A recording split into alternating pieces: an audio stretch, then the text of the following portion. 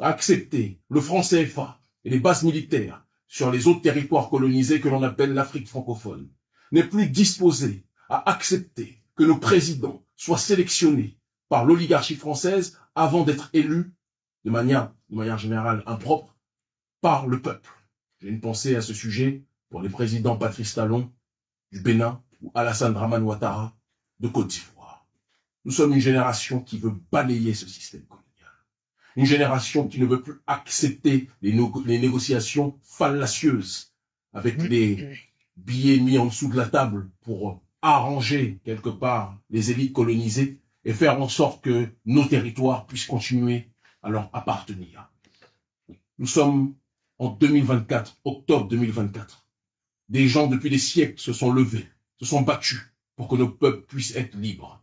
Ces gens qui se sont levés ont toujours été diabolisés, ont toujours été présentés comme des extrémistes, ont toujours été présentés comme des racistes. Parce que dans le système colonial, celui qui se lève et qui se bat, celui ou celle qui se lève et qui se bat pour ses droits, est présenté comme un terroriste.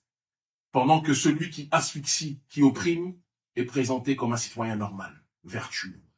Ça ne peut plus durer. Nous sommes fatigués de cette arrogance coloniale. Nous sommes fatigués de cette brutalité coloniale, politique, économique et sociale.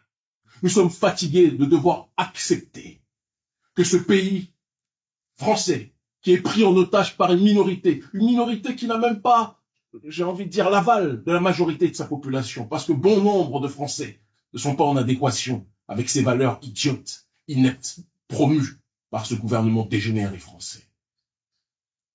Il est temps aujourd'hui, à travers cette convergence des luttes issues de nos peuples, qu'un nouveau front puisse voir le jour.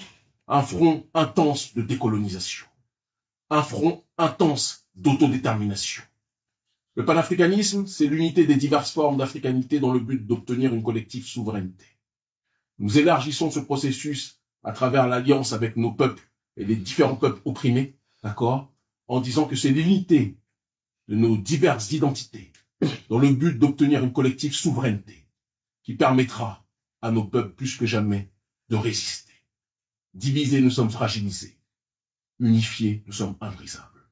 Le président Emmanuel Macron pensait qu'en prenant justement la présidence, il allait pouvoir accentuer ce processus colonial et renforcer le statut de puissance mondiale d'une nation française en déliquescence.